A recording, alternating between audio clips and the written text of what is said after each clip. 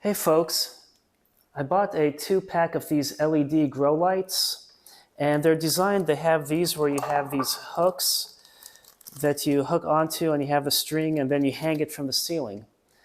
But these are good if you have a place that you're going to dedicate to plants and you don't plan on rearranging. But if you're like me and you're living in an apartment at the moment, you want to make sure you can not ruin things, and I think it's tacky dangling them from the ceiling. So I'm going to show you what I'm going to do for adapting these grow lights to go on some of those shelving units with the big casters, the nice metal ones. And anyway, let me show you the back quickly.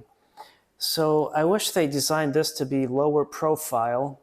And even though I bought a 2-pack, you can't connect them together. Each one individually plugs into the wall. That was one thing I wish they would have done differently. But let me go ahead and show you the setup for rigging it up. I looped a zip tie through the hole like that so you can see where it went through. And then I ran another zip tie around. So I did that to all 4 corners. Now, one thing is, this is thicker than the height of the rack. Like you can see the rack, the top and bottom parts, if you look at the shadow right here. So I need to be careful when I zip tie them, because if I zip tie one side too tight, it's going to flex, and I want this to remain flat. So this is how it looks. I still have one more to string up here. It just took me a while to get it in there initially, but now it is fine. And I did tie that one just a little tight.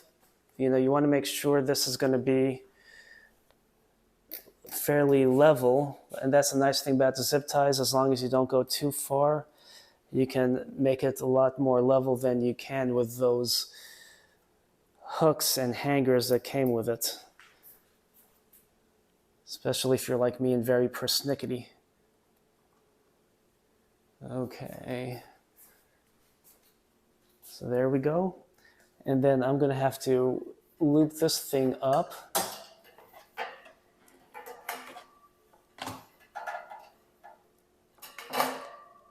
And now let me go ahead and put the other one on, and we'll take a look at how it ends up being. I have them wired up. I turned the loops down so the string is not sticking up, because I didn't feel like cutting them. I ran the wires up and I zip tied them in the front. Now, one thing to note about zip ties, they come typically in black and white. I use the white ones, and I'll see how long they hold up with, what little heat comes off the LEDs. But if you're doing anything with zip ties for outdoors, use the black ones, not these white ones, because these won't hold up to the UV like the black will. So keep that in mind. So now I have the power turned on. I'm just going to plug them in, and we're going to see how they look.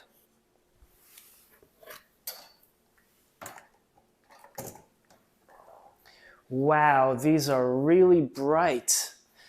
And you can even see like the reflection of the different colors of the LEDs, but it's nice that it doesn't look all blue or all red, but it looks like actual light, even though there are the different colors for the different spectral outputs. I'm going to reduce the height of this. Whoops, I turned the wrong thing on the tripod.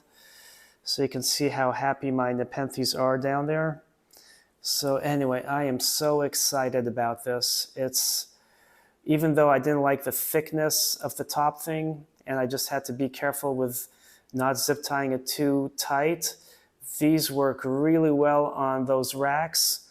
And imagine putting them on each shelf, how beautiful this will be if you're doing a microgreen setup or plant propagation setup and you need more lighting. This would be a great way to do it. Typically when I've seen microgreens, though, they use tubes versus these. I'm not sure why, but it's something I might try to get into. So stay tuned, but I hope you enjoyed this project. Thanks for watching and happy planting.